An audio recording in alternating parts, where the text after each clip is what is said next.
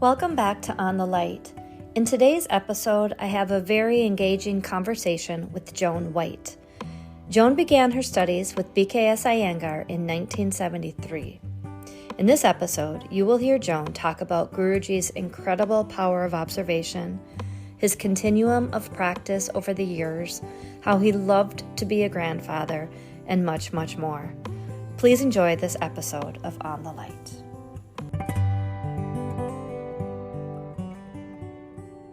Well, thanks for meeting with me. Oh, well, thank you. So we're here to talk about Guruji. I've been told by many people you have a lot of wonderful stories about Guruji.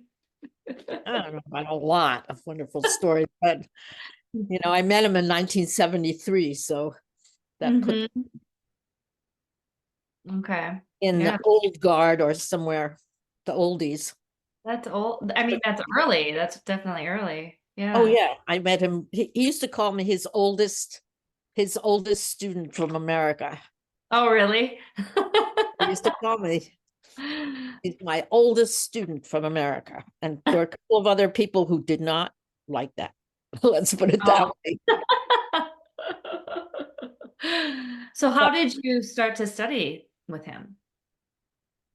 Well, I lived in Ann Arbor, Michigan. Okay. So I started yoga in 1968, Mary Palmer and Priscilla Neal. Of course, at that time, we weren't doing Iyengar yoga. We were doing some eclectic mishmash of stuff that somebody brought back from India. But they were very serious. And Mary had Yehudi Menuhin staying at her house. I don't know if you know anything about Mary, but actually it belongs to her son now, but she had a Frank Lloyd Wright house. Okay. And it was built on triangular modules. So she had the ultimate Utthita Trikonasana home. And she was the head of the musical society in Ann Arbor, and Ann Arbor has a very powerful musical society, and she was the head of it. And so Yehudi Menuhin was coming to do a concert in Ann Arbor. And everybody would stay with her because not only did she have a triangular house, but she had a triangular guest house, which made it even better. You could live in a triangle. She really did. So Menuhin came, and they were talking about yoga. And so Mary said, I do yoga, and I have this program at the Y. And Menuhin said to her, well, what kind of yoga do you do? And she got out her little manual and showed him, and he said, no. He said, that's not, if you want to do yoga, there's only one person you can study with, and that's BKS Iyengar. That was in 1970, I think. 70. Yeah, because then Mary's husband was a professor in the economics department at University of Michigan, and his specialty was South Asian economics. And Mary, who was a very powerful lady on her own, said to herself, if this is the man, Yehuda Menuhin thinks I should be studying with this man, I have to track this man down, and I have to study with him. And just very fortunately, her husband got a 6-week appointment to go to Pune, to the University of Pune, to do a special economics course. So she said, great, I'm going to Pune. And she did. And she looked him up, and at that time he lived in this one-room house with a courtyard, and he was teaching people in the courtyard, and she presented herself and said, well, basically, here I am, and I want to study with you. And he said, basically, who wants you? I don't know if I want you to study with me. I don't know if I want to teach you. So he told her to sit on a bench in the courtyard and watch the class. And after she came every day for 3 weeks, sat on the bench. And after the 3 weeks, he looked at her and he said, okay, today you can join the class.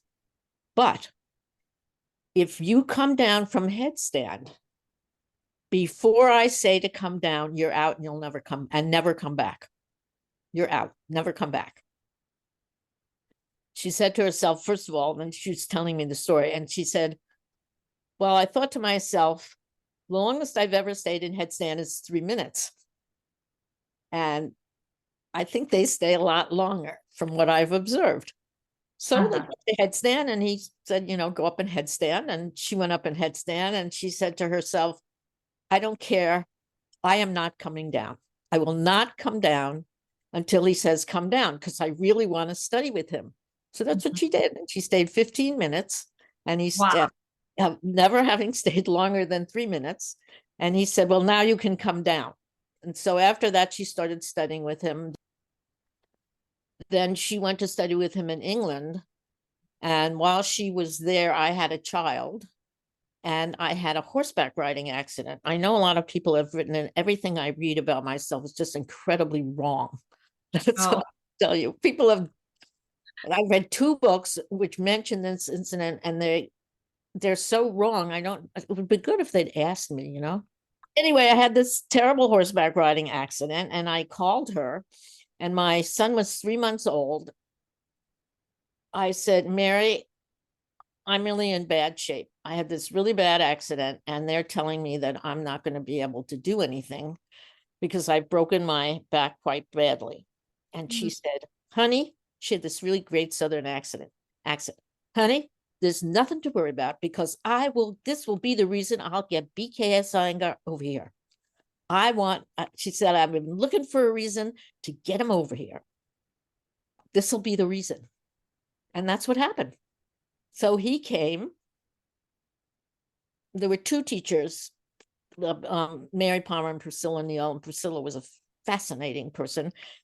And all of our husbands were professors at the University of Michigan. So my husband was a classical archaeologist. Priscilla Neal's husband was an anthropologist, and Mary's was an economist. So she invited us all to dinner, and I sat next to BKS. He was so incredibly personable, was so friendly and so nice.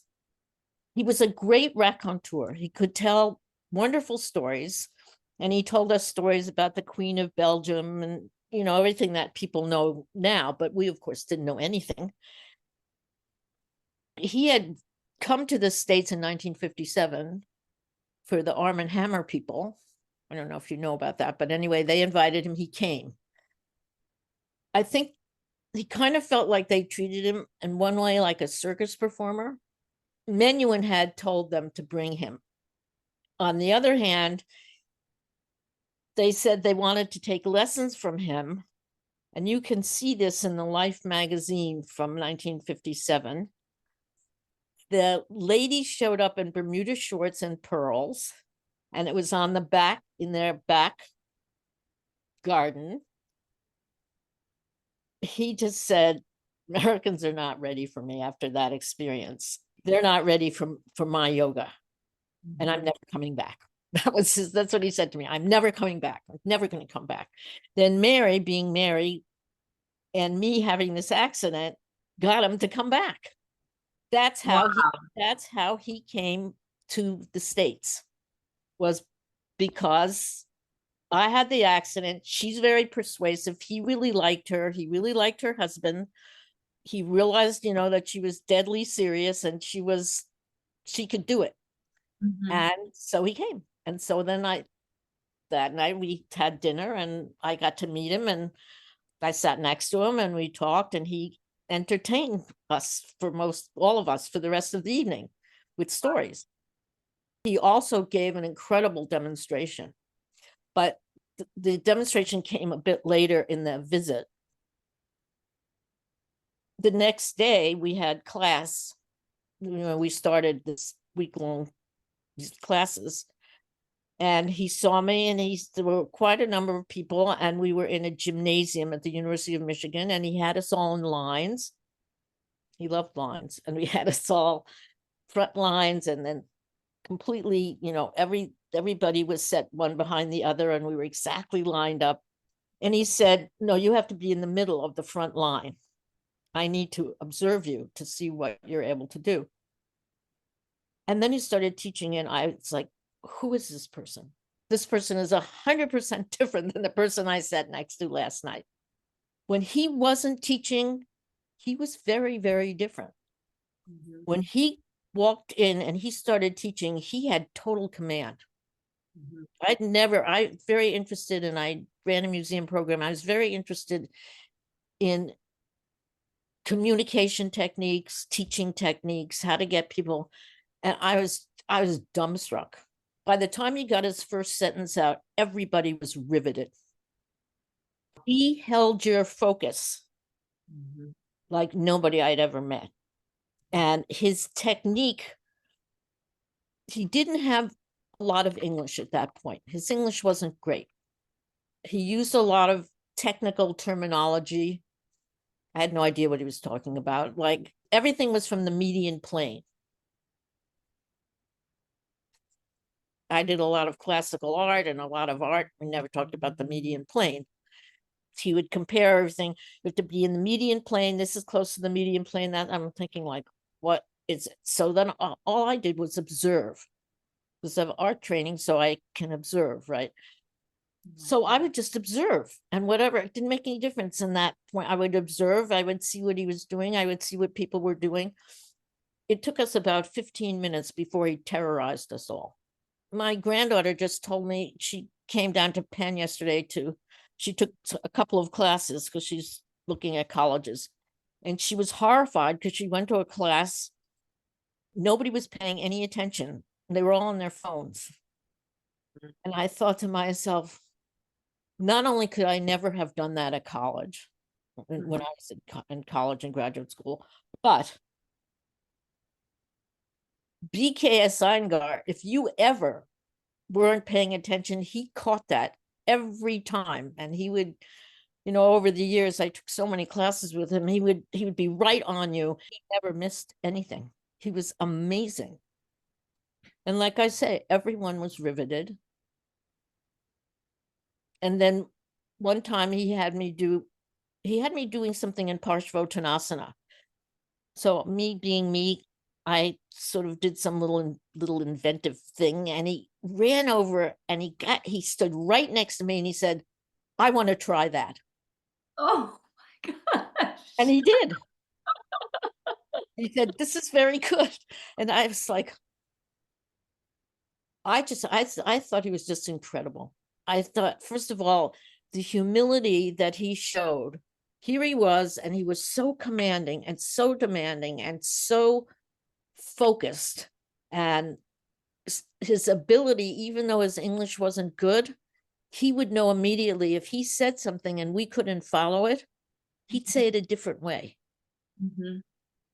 And he keeps saying it until we got it.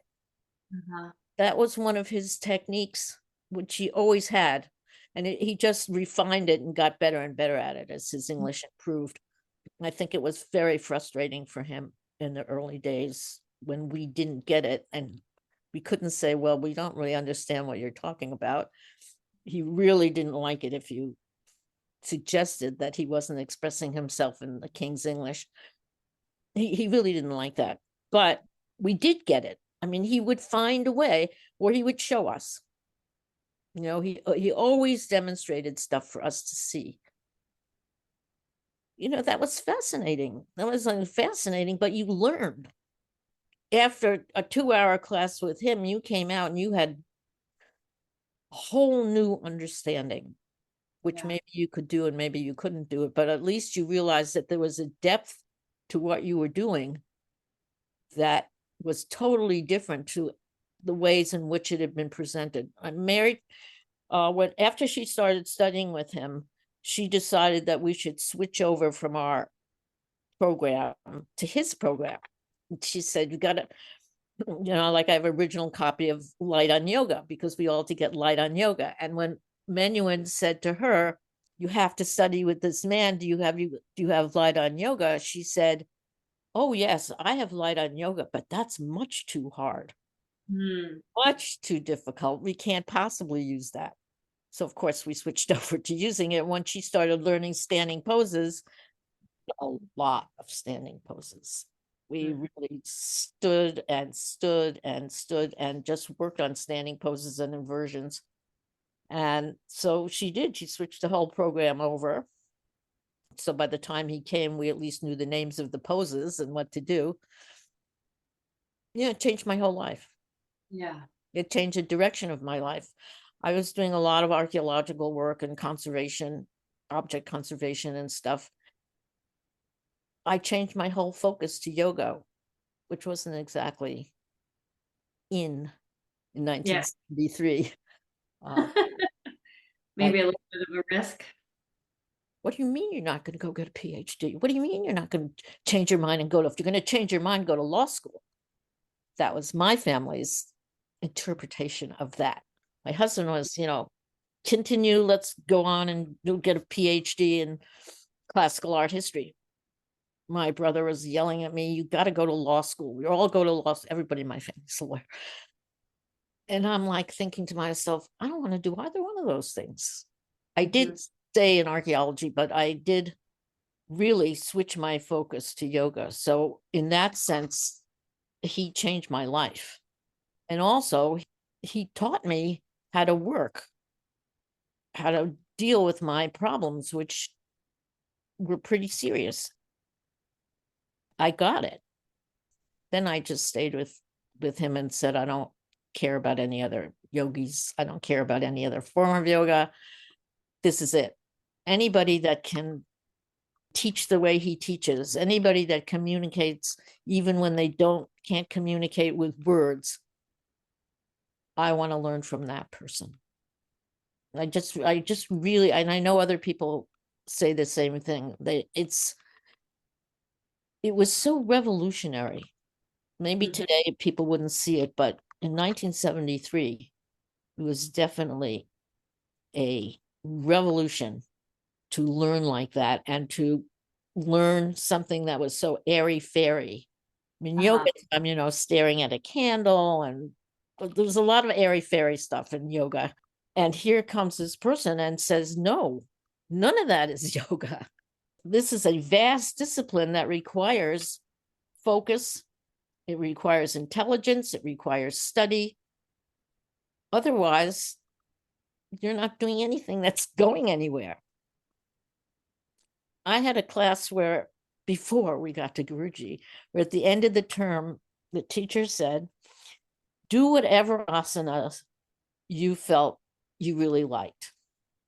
Do whatever. The woman next to me lay down on the floor and did Shavasana. And she never got off the floor. I don't remember if it was Mary or Priscilla said, what's going on? And she said, well, you told me to do whatever asana I liked. This is the best one for me. Why should I get up? This is great. They didn't really know. I think, somebody would go to India and they'd go to some ashram and they'd take a sort of course, which was this was deadly serious. Let's put it that way. So when he came and taught you there in Ann Arbor, about how many students were there? I'd say, I think the first day there were like 45 or 46. Yeah, it was a lot. Most yoga classes were like 6 people. Right. It was a room full of people, and everybody was like, after that first class, and people then, they came from different places who had heard about him. So the next time he came, we had more people. This came in 73 and 74 and 76. So each time we'd have more people. It never bothered him how many people there were. Then he taught at the Ann Arbor Y. He was one person in the classroom and one person outside of the classroom. I mean, in terms of, he was still commanding when he was outside of the classroom. He still had those scary eyebrows. He was less threatening, let's put it that way. He was a tour de force. He was a tour de force. And he had a wonderful sense of humor. It wasn't a sophisticated sense of humor, he didn't have a dark humor. His eyes would twinkle and he would laugh. Thought it was really important. I have a signed picture where he he wrote on it that it's really important to have laughter in your life, basically. And he would bring that he was very entertaining when he wanted to be. And I'm sure you've heard that he was like he would flash out. So he could be really angry and just really burst out with something that was like an explosion of anger. And 2 seconds later, he was laughing. He'd get really mad at somebody for what they did. There were certain things he wouldn't tolerate. Not paying attention was high on the list of things he wouldn't tolerate. He said, if you give somebody a direction 3 times, and 3 times, maybe you have to change that direction 3 times. But if they don't get it after 3 times, leave them alone and don't go back to them. People wouldn't like to hear that, but he really did follow that. With some people, he would just lose patience. And with other people, he never lost patience. But everybody that I know of, and I know a great many people that studied with him because of all the times I studied with him, I don't know anybody that didn't come under that anger at some point. At the San Diego convention, there were 550 people in this big room, which was a long time ago, 1990. And I was like 3/4 of the way back, and I'm very short. So, but he was on the stage, and we were going into Parshvottanasana. And I didn't put my hands in Paschimottanasana till I jumped. I got into the pose. He yelled, Joan, is that the way to go into Parshvottanasana? I was like, how did you even see me? How could you see all those people? And it was like I was a deer in the headlights. Needless to say, I jumped back fast, put my hands in Paschimottanasana and jumped out again. But that's how he was. With the people he knew, any one of us, he would spot us wherever we were. You wonder how somebody teaches in a room of 1,000 people, because at one point in London, he had 1,200 people in headstand. How did he do it? He would see the people that he knew. He would spot them remarkably fast. And those are the people that he would teach from. Or he'd teach from the people in the front 2 rows, which makes total sense. I mean, if you have 40 people in the front 2 rows, they're bound to make the same mistakes that everybody in the back 2 rows are making. So I learned a lot. I mean, there's so much to learn from him. I never met anybody like him. And I was married to someone who was very brilliant and had an encyclopedic mind. And still, Guruji he was something else. There's just nobody like him. I don't think I'll ever in my lifetime meet anybody like him. One of the things that was really, I'd say, kind of set him apart was how quickly he responded to things. When I first went there in 76, in those days in medical, he didn't want us to know what was wrong with the people. That happened because people came and they would go back home and start medical classes based on what they saw. That made him very angry. Mm-hmm. And so by 77, 78, he no longer wanted us to know what was going on in medical class. You could help, but you weren't supposed to ask why you were doing what you were doing. At that time, it was pretty much him. Gita was assisting. Sometimes Prashant was there, but he was commander-in-chief, and there was no question about that, who was commander-in-chief. He would look at somebody, I'm sure you've heard all these stories, how he would look at somebody and in an instant, he would know what was going on. And when I interviewed him one time, I said, but Guruji, I've watched you so many times, just instantly know what's wrong. The person hasn't said a word. And he goes, I don't know how I do it. He said, it just comes to me. He said, I have no idea. He said, it just comes to me. And I think one of the reasons he never wanted to teach medical stuff was because that's how he got it. He couldn't say, well, I saw this and I saw this. Once he did an event that was after, where a bunch of people were around and there were some doctors there, and this was in the States. Somebody said, well, can you tell us something about this man? Just from looking at him. And he was not, he was dressed in a suit and regular things. Guruji, it was like he unveiled this guy's medical history. Oh my gosh. And he said, everybody wanted to know how he did it, because he never saw the guy before. He didn't know anything about him.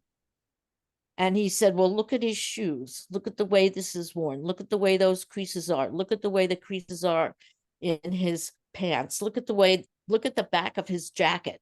Look at the way it hangs. I mean, he was talking about like his kidney problems and his this problem and his that problem. And like we were all looking at his shoes, looking at the back of his jacket and thinking, okay, but he did. He could tell from looking at someone's shoes and the way the creases, not just the heels. I mean, the heels are obvious. If your heel is worn down on one side, okay, we could get to that point. We could get to that point where you could say, okay, this person probably has a hip problem based on the way the shoes are worn down. But I don't know if anybody got to the point where they could look at the front of the shoes and say from the front, because he could say from the front, not just from the back. And he could look at the front of somebody's shoes. He would see how if you look at leather shoes and people walk on them a lot, they crease. Yeah. They get creased, right? Well, he could read those creases. And he could tell you that this is significant because it does that. It was just amazing. It was like this miracle man.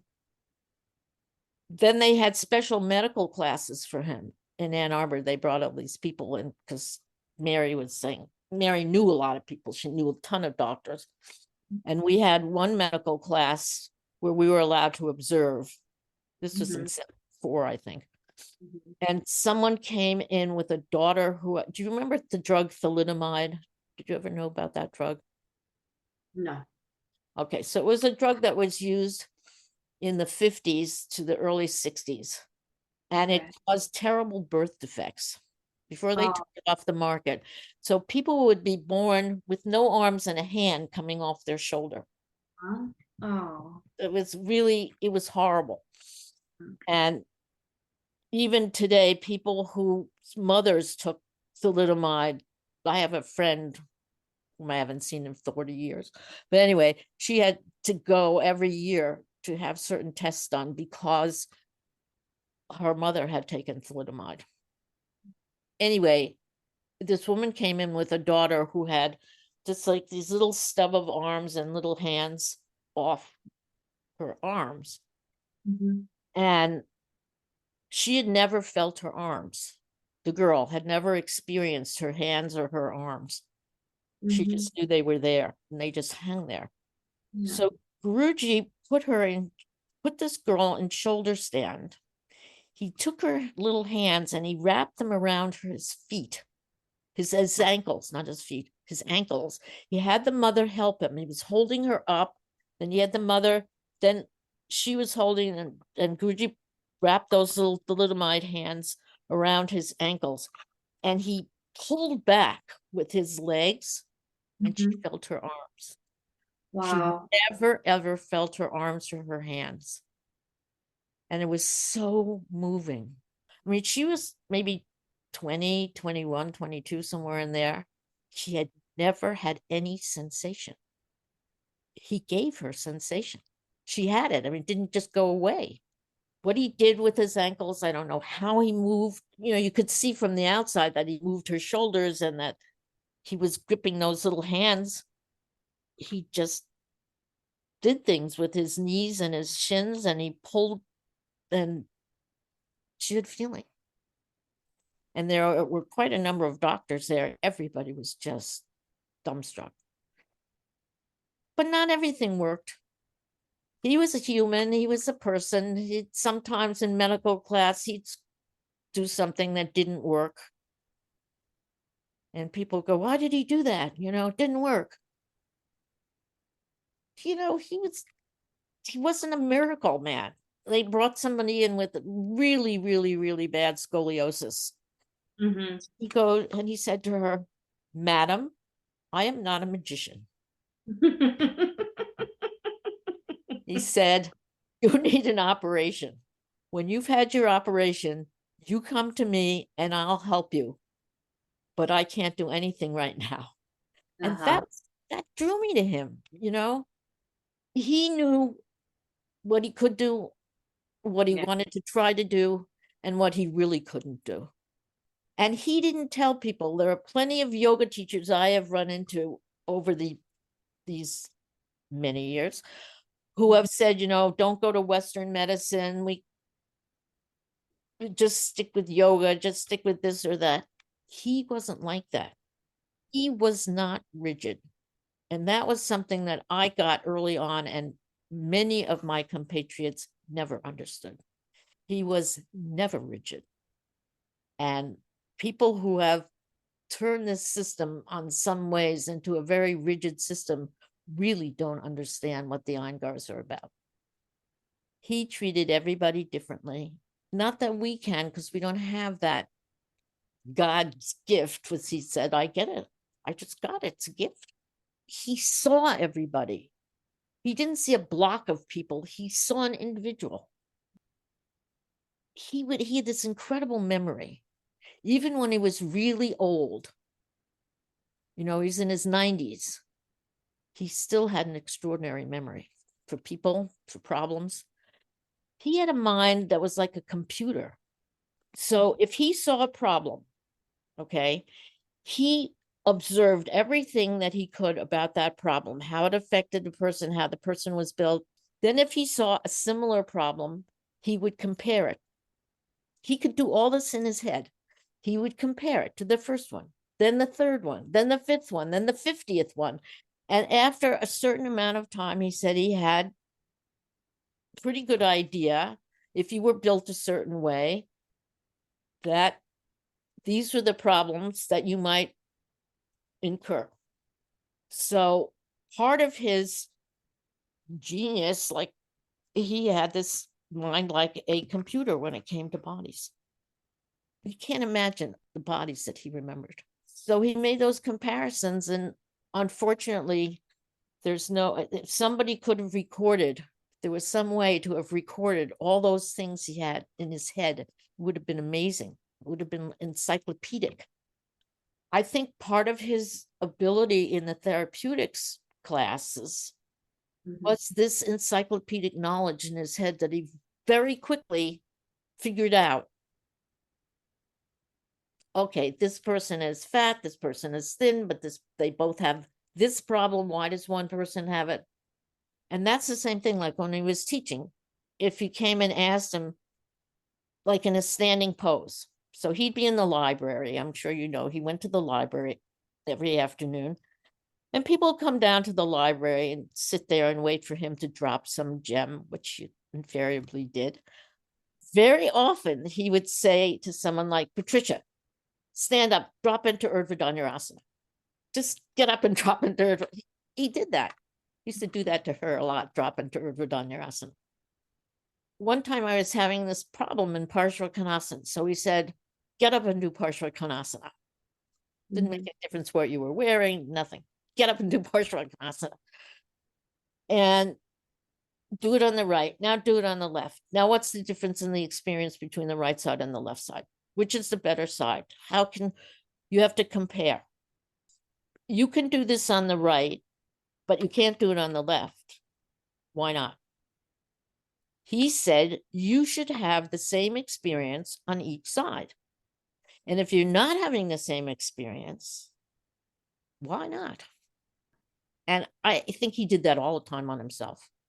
We would go, okay, I can't bend my knee to a right angle. Let's say I can do it on the right, I can't do it on the left. And we would see that big, I can't do it.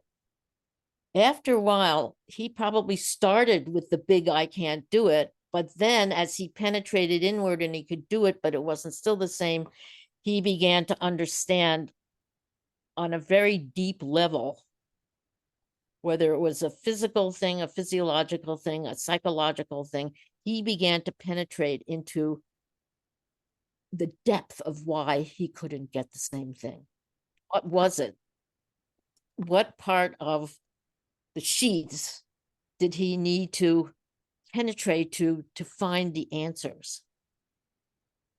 And as he did that, of course, if you think of the way you go through from the outermost to the innermost, he moved from the outermost, the physical, physiological, skeletal, mental, and he just moved through all those things until he got to the point where he was in a state, in a meditative state, and finally in a state of samadhi. I saw him once in a background intensive. He did this upward facing bow, and you can see the pictures of with the green short pictures. He's gone beyond. He's in a moment or a state of bliss. And I was standing there along with the other people and watching that, and I was blown away. I looked at him and I thought, he's somewhere. He's in there, but he is in a place that's amazing. There's no strain. For me to reach back and grab my feet and try to stretch them up and blah, blah, blah. You know, I'm in agony trying to do something like that. He is, and he's there. He is the asana. For me, in that picture, he is Iyengar yoga. He's yoga. He would say it's not Iyengar yoga, it's yoga. Reach the state. He's free. It's interesting because when he started out in the early days, he was like us. I mean, he was not like us because he was like 25,000 times more flexible than we were, but he was struggling. He wasn't, free like that. He had plenty of struggles, and sometimes he included us in those struggles. Sometimes he didn't. And we were included. Believe me, we really struggled, because if he was struggling, we were struggling. But he wasn't in that state. He started out, he worked really hard, and he went through a lot of trauma, and he stuck to it. Seeing him do that was, in a way, it was a life-altering moment that somebody could be in that state. Okay, he was in that really difficult position, but somebody else could be in a meditative state in some different position. But when you see the freedom that he has, he made that tape, The Ultimate Freedom, in 76 in Ann Arbor, and he talks about it. That, for me, was the ultimate freedom. And as he got older, one of the things, so he was 59, I think, when I first met him, 58. And to see him at 95, we watched the whole continuum of, he peaked at 75. Believe me, not too many people peak at 75. It made a lot of us think, so it's possible to do a lot of stuff. I'm going to be like Guruji. Well, unfortunately, I wasn't like Guruji, but some others are. Gita wasn't. So he peaks at 75. And then he's going down the road like everybody else he's aging. And once you go beyond your peak, you can't do everything you did. When I was in high school, I could do all of this stuff, right? Well, when I was 75, I could do 108 dropbacks without thinking about it, and I could do 108 chakrasanas. But after that, now it's 70, now it's 106, 105. He kept going. So we watched him.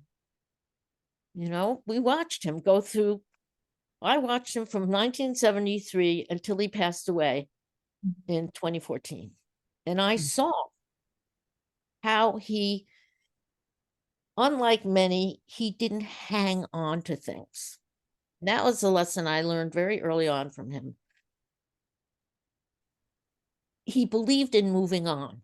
If it wasn't coming, move on. It might come the next day. Don't just hang in there and over and over and over until you drive yourself crazy. And when it's not coming, if it's really not coming, like he said, those things are over. Somebody said, are you still doing something? And he goes, those days are over. I'm sure he didn't like it, that those days were over. Did he accept it? Yes. Did he keep saying, I don't think, and I talked to Prashant about this, he did not dwell on the stuff from the past. It would be nice if I could really be like him, not be stuck, but he didn't. He didn't keep saying, now I can't do what I could do last year or 20 years ago or 50 years ago. He didn't do that. And that was a remarkable lesson, that you are going to get to a point, nobody's body, even his, could be perfect. Get to a point in your life when you will not be able to do X, Y, and Z. And you have a choice. You know, you have a choice. You can be miserable or you can accept it and go on. And he accepted it and he went on.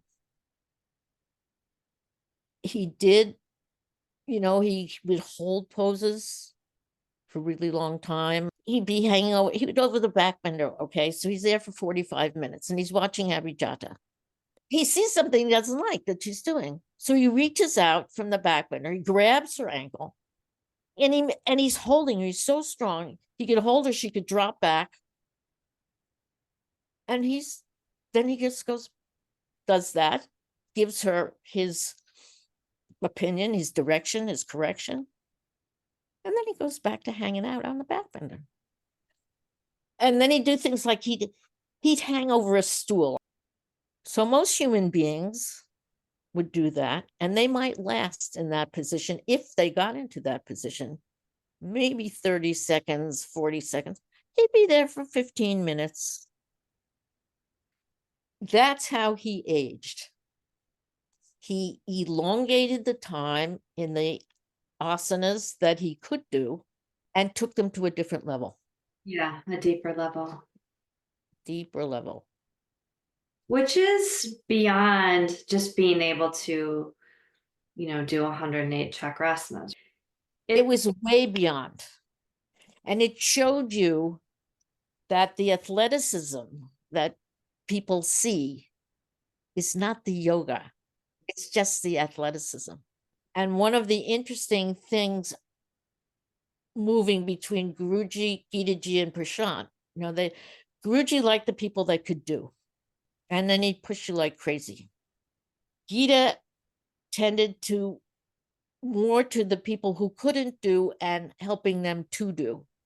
He wasn't just interested in I'm not saying he was only interested, but you know, you could see that there was a big difference. She would take the time, and someone said they couldn't do Padmasana. So for an hour, we would work on different ways to do Padmasana. At the end of the hour, we might have no knees left, but that person was in Padmasana. That person might have been the least, seeming to be the least capable person in the class, but at the end of the class, that person was in that asana. And she was wonderful that way. She was great at sequencing. So was he, but they were different. They were different in their approach. Then you move to Prashant. And Prashant, of course, suffered this terrible accident in 87. And he had to really, he was an extraordinary practitioner. Don't think he wasn't. He was. But when he had his accident, that ended. And he had to accept that or not, which he did, and take himself in another direction. Over these, since 87, it's a long time now, he has gone and explored not being able to have all that physicality. What do you do when you can't do is basically And he says to people, you won't always be able to do these things. Just because my father is peaked at 75 doesn't mean you will. But what do you do? What happens when you can't do things? Is that the end of yoga? And a lot of people think it is. They don't tell you that, but they stop. He didn't stop. He explored, and he did all those strange things of hanging upside down for 45 minutes with his eyes bandaged or an hour. And now he can do 4 hours of pranayama, which nobody else can do, and stand up. But the point is that for me, he's really important because he shows that that's only one aspect of the yoga. Once Guruji yelled at me, he had me standing up, and I forget what we were doing, but I was standing next to somebody who was comparing us. And then suddenly, and I thought, I bet I could use my breath. I just thought, I was standing there listening to him, and I thought, if I use my breath a certain way, I bet I could get this action. So I did. And he looked at me, he said, I know what you did. And I was like, what did I do? And he said, you used your breath. And I didn't know whether that was a good thing or a bad thing. It's being compared to this other person, but I did use my breath. And a long time ago, I discovered things about the breath. Then when I started having the opportunity to go to Prashant's classes, because we didn't always have that opportunity. If you were there for an intensive, there was no going to Prashant's classes or whatever. But then when they stopped that, and I really wanted to study with Prashant because I had seen him doing all these things in his classes, and I thought I would really benefit from that. Still doing crazy asana classes. He gave super hard asana classes. That's what people go to him now. They don't realize, oh yeah, he used to, and his Pune students, he would really put them through the works. And every once in a while, I go every year, and every once in a while in those classes, he will give one of those classes. So often, I think he must have a sense that students are thinking, Prashant, as Prashant said, all the old people come to me. What happened to the old people? They go to my classes because I don't make them do stuff. Then he will give one of those classes, those killer classes. And it's like, where did that come from? Just killer.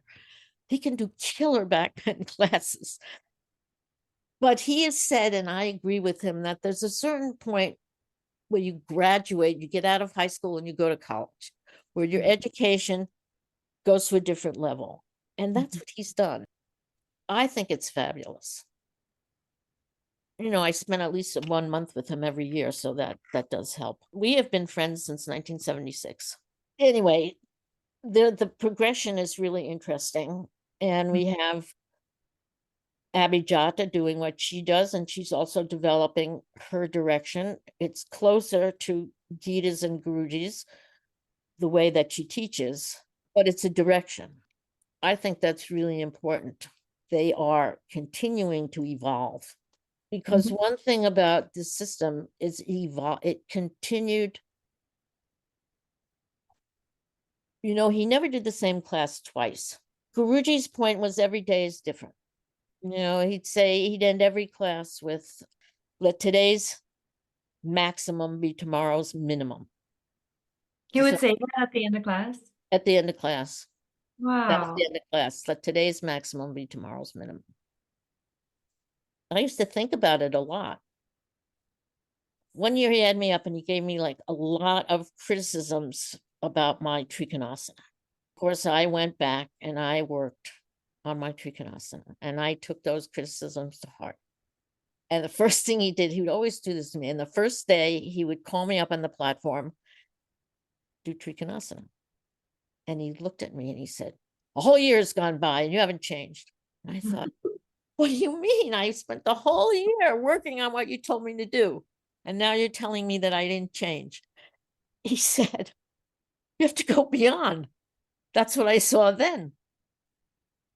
He didn't expect me to spend the whole year stuck. And I was stuck because I thought that's what I was supposed to do. I didn't understand that I was supposed to take those things, build on them, come back and show him that had a deeper and more intense understanding of the asana, but I didn't get it. Then I got it. Then I got it, but it took me a little while to get it. I think tons of people had the same experience. Because you think, well, okay, then I have to work on that. He's telling me I need to work on that. My shin is doing this, and my this is doing that. No, because you stagnate. He never stagnated. So many people would go to India and then they'd come back and say, this is what they're doing in Pune now. So we're jumping our legs 25 feet apart, and we all have to jump our legs 25 feet apart. Never mind that people got injured because it was too wide. It pulled their Achilles. He had an idea. It worked for what he wanted, but for some people, it was too wide. So the teachers would go back. This is what's going on in Pune. This is how we do it now. Blah, blah, blah. He would never do that. He did it. He widened the feet so that it was better for your lower back, for lower back injuries.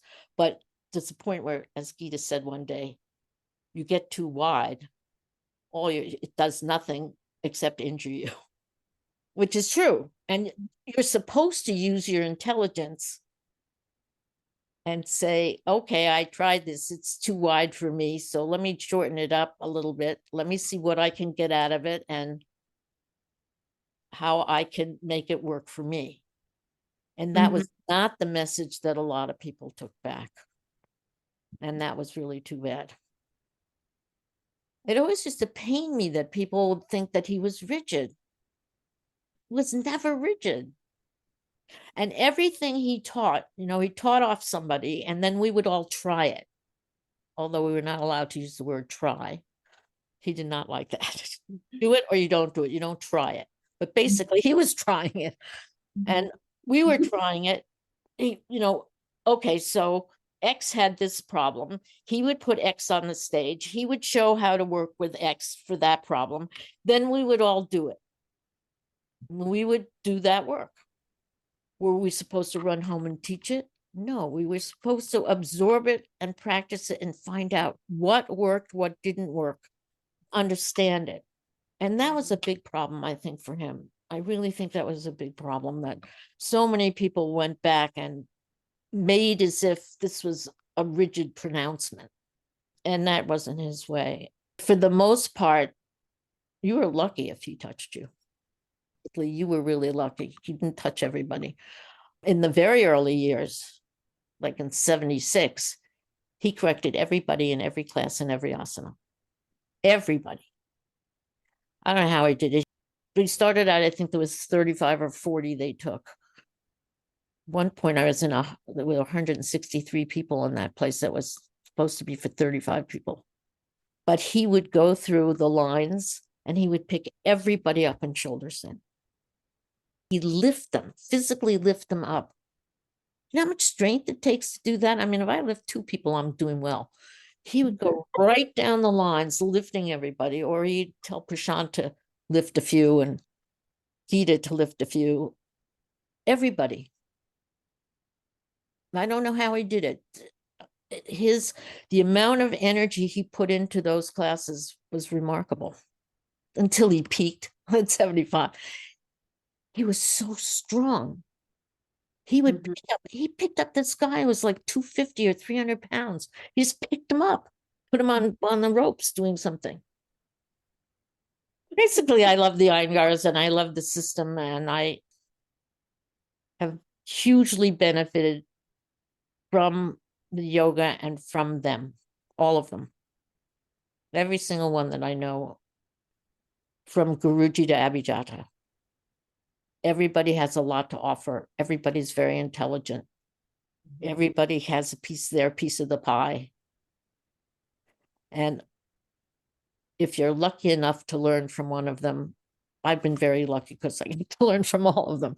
I feel so blessed in my life to have had the opportunity to study with them. I can't tell you. They're like a second family to me. I got really sick in Pune last year, and Abhijata was wonderful to me. And Prashant was wonderful. I mean, they got in touch with me. They called me. They arranged for me to go to the doctor. they took care of me. And when my husband died in an accident, and Gita was teaching in 2018, and she had 1,400 people coming, she called me. And I said, Gita, I don't think I can come because I can't ask you. She said, I'll help you. And I said, but you have all these people, and we're out in Balwadi at that huge stadium. And she said, I don't care. She said, you come and I will see that you get help. And they met me when I got to Pune, and because I was pretty much in shock. Married for over 50 years, so it was a pretty big shock. They called me, they heard about it, they called me, they wanted to know what happened. And you can't imagine how wonderful they were. And the last night I spoke to Gita for over an hour, and she died within a few hours. And that was like 3 weeks apart. I lost Donald and I lost Gita. And it was hard. But I had a wonderful conversation with her. And she didn't, there were other people waiting. She made them wait. And neither one of them was supposed to die before me. That's what really pissed me off. Oh, Almost a guy. She was younger. She was a year younger than me. I used to say, they're a year younger than I am. They're people. yeah. Everybody has to understand that they're people. They can make mistakes. They can say the wrong thing. I listen to some of the people that are, very negative about Guruji, that say things like kick, what are they called? BKS stands for. And I just can't, I don't relate to that. Because I say to myself, I'll tell you, when I hear that kind of crap, you didn't like it? Why did you keep coming back? You want to badmouth him? Don't use his name. You want to sit and say whatever you want to sit and say? You got a lot out of it. Every one of those people I know, I mean, I can't say I know everybody, but I know some of the big naysayers pretty well. And I know what they got. And I know what they did. And I know how they parlayed his name into making a lot of money. And he saw that. He wasn't blind to it. And for them to say the kinds of things they say is so obnoxious, and it's so wrong, because every one of them took a piece of his pie. They all took something, and they all use it. Fine, you want to leave, you leave. But you leave, and you don't have to badmouth someone, and you just say, this is not for me anymore. Anyway, we are very lucky. We have Prashant, and we have Abhijata, and we have Shrinit. I still can't. When I see Shrinit, I see him as this little boy. I mean, I knew these people when they were born. I know what he looked like as a baby. We used to have these days. They would sort of have this talent day, and we listened to some wonderful talent. Shrinit's very musical. Most of the Iyengars are very musical. I don't know how much you know about that, but they're very musical. Prashant, of course, played the violin. Shrinit, quite a good drummer. I've forgotten what they call those kind of drums that he played. But, he's a little boy, and they'd call him up, and he'd be there with all of these adult yoga students. And instead of saying, okay, this is my grandson, he does a 5-minute or a 10-minute performance, it would be 45 minutes, 50 minutes, an hour. It's like, okay, my kid plays the violin and he's very talented, but I would never do this to him. And poor Trini would be sitting there, and they'd keep going on and on and on. So I still see him every time I took some of his classes, and every time I looked at him, I saw him sitting in his little white outfit with his drum, with all of us sitting around him. And I thought to myself, I can't take his classes because I can't get this vision out of my head of when he was little. And it's so funny. And then very smart. He's so smart. Oh, there were so many things. Guruji would bring up his, he didn't do that to Abhijata. Abhijat is a brilliant student. He didn't do it to her. He didn't make her perform, but he did do it to Shrinit. And one time I think it was Shrinit, he brought him up and he told him to just out of the blue, I think he was studying, he was in school, maybe 10th grade or something. And he yells out, "Hey, Shrinit, come up here." And he goes up and he says to Shrinit, "Now, watch him drop back. Just out of the blue, watch him drop back. You see, he's a natural. He drops back. He doesn't think about it like all of you. He's not doing that. He just does it." And I thought, oh my God, this is tough to be a grandchild of the Gurujis. We saw a fair number of the boys. We didn't see the girls. Anyway, his first grandson, we used to see him. He was really cute when he was little. Guruji was so good with his grandchildren. I mean, he just loved little children. He loved little children. He would light up. He just loved he liked being a grandpa. But then all the kids sent their teenagers to him. And then Gita became this big mother figure for all the teenagers. It was really hard on her. To everything else she had to do, then she had to worry about teenage angst. That's not fun, but she did it. And they made sure that all of them studied and all of them got really good grades. And it's good to see. How about this? What advice would you give students and teachers in our method? Okay, start looking at videos. Everybody that wants to do this method must look at the videos that are available, whatever is available of Guruji and whatever is available of Gita. And there's quite a lot now available. There's nothing except that one, the video from 1978 where he's sitting on the roof. He wouldn't allow videos. We weren't allowed any kind of mechanical, technical device when he was teaching. But there are some, I think there's one there's a couple of things I think from London. But anyway, if you want to teach this method, you have to learn this method. And the only way you're really going to get it is to hear them teach. I think all the teacher training and everything is fine. We didn't have that. Nothing was handed to us. We had to learn it, take a lot of classes and be there. That's how we learned, observing. And I really think that people have to look at these videos because none of us are them. We're not them. And if you want to understand, look at how they taught. I'm not saying you're going to be able to teach the way they taught, but try to understand what he was going for. What was Gita going for? How did they deal with people in their classes? You'll learn a lot. You can really learn a lot from watching videos. You can't really understand this method if you don't hear them teach it. So yes, you can absorb a lot of points.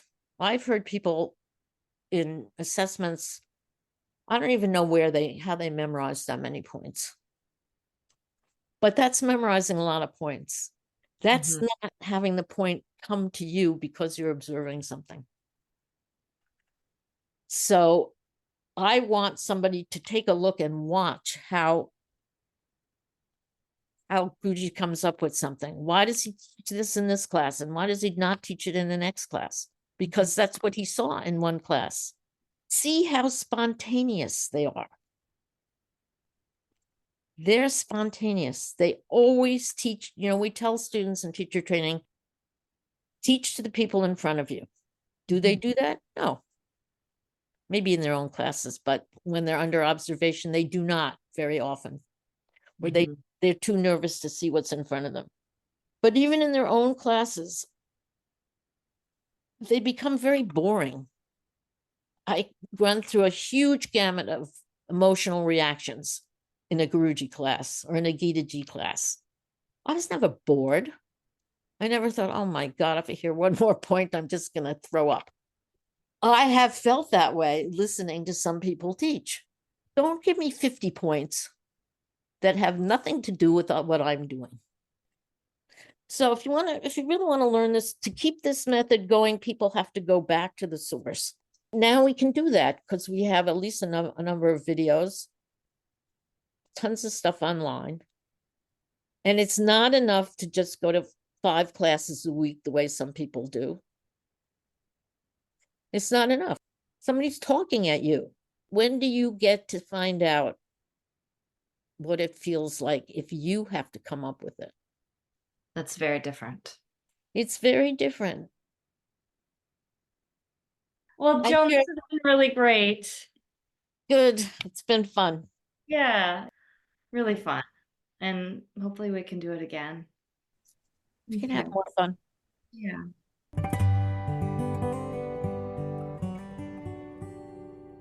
Thank you for tuning in to On the Light. Today, I would like to close with an excerpt from Gitaji's book, Mobility and Stability, starting on page 12. She says, Patanjali opens the first chapter, Samadhi Pada, with the sutra, Atta Yoga Anushasanam. In that very word, Anushasanam, he is asking us to have complete stability since it is a discipline. The word anu, when prefixed to the noun, shasanam, means each by each. It means done repeatedly but methodically. In other words, it indicates the flow of discipline. Patanjali's first advice is, discipline thyself. Any discipline has a stable background. Discipline is definite, whereas indiscipline is indefinite. The discipline is not merely rigidity, like a rigid rule. It flows with regularities. In this sense, the discipline has a stable flow. Discipline and instability cannot go together, and obviously, when Patanjali says Anushasanam, he informs us the need for discipline, which denotes stability. This discipline is followed by stabilizing the mind. He indicates it with the phrase Chitta Vritti Nirodha. This means that the chitta, or the consciousness, is completely infilled and saturated with vritti, and in turn, these vrittis bring a kind of instability or wavering in that consciousness. These vrittis are vibrating all the time. And because of these vrittis, which bring instability, yoga comes into the picture and gives us tools of restraint. The mobility of vrittis is awakening the want of stability, which is nothing but restraint or nirodha. If the consciousness is always stable, with the absence of vrittis, the question of restraint or of practicing yoga would not arise. However, the chitta would have been like a still child, whereas it is lively. This factual awareness of the wavering of consciousness indicated by Patanjali is itself the journey from mobility to stability. From that movement of modification of consciousness, we have to remodify it in such a way so as to bring it to a state of stability. Obviously, it is indicative of a process of involvement, of remodifying it in order to go towards the restraint. Thank you for listening. That is all for today. Namaskar.